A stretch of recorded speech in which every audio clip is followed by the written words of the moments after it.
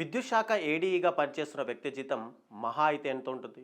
ఓ 1,00,000 వరకు ఉంటుంది. ఆయన ఇంటిపై ఏసీబీ దాడులు చేస్తే 2 నుంచి 300 కోట్ల రూపాయల విలువైన ఆస్తులు బయటపడ్డాయి. ఇంత ఆస్తి ఆయన ఎలా సంపాదించగలిగాడా అని కూడా సామాన్యుడు కూడా ఆశ్చర్యపోతున్నాడు. అతని ఇంట్లో దొరికిన నోట్ల కట్టల విలువ చాలా పెద్దది. వాటిలో పదుల సంఖ్యలో కుటుంబాలు కూడా స్థిరపడిపోతాయి. అలాంటి అవినీతి పరులు ఎందరో దొరుకుతున్నారు. మరి అవినీతిపై ఎందుకు తిరుగుబాటు రావడం లేదు? ఏసీబీ ఇటీవల కొంతమంది ఇరిగేషన్ అధికారుల ఇళ్లలో సోదాలు నిర్వహించింది.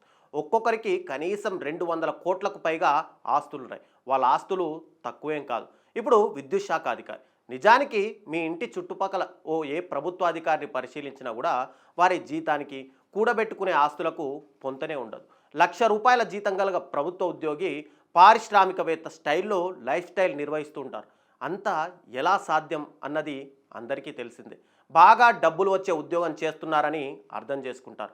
ఆ డబ్బులు జీతం కాదు, లంచం.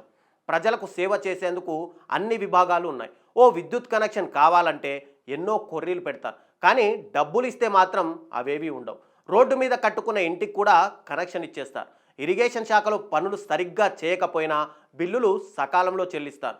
రెవెన్యూలో అయితే చెప్పాల్సిన పని లేదు. ప్రతి విభాగంలోనూ ఇలా అడ్డగోలుగా సంపాదించుకునేవారు ఎంతోమంది ఉన్నారు. ప్రజలకు పనులు చేయాల్సిన వారు బిల్లులు రిలీజ్ చేసే అధికారం ఉన్న ప్రతి ఒక్కరూ కూడా దోపిడీకి పాల్పడుతున్నారు.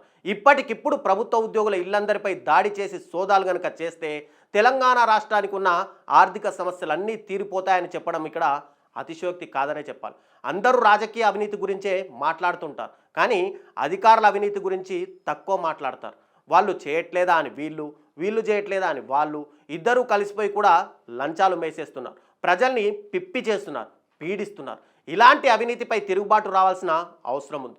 ఇలాంటి అధికారులకు సపోర్ట్ చేసే వారిపైన కూడా తిరుగుబాటు రావాలి. అప్పుడు మాత్రమే దీనికి అడ్డుకట్ట పడుతుంది. ప్రజలు కూడా ఎంత తక్కువ లంచం తీసుకుంటే అంత మంచిదన్నట్టుగా మారిపోయారు. లేకపోతే విద్యుత్ కనెక్షన్ కోసం పడే పాట్లు వాళ్ళు భరించలేరు.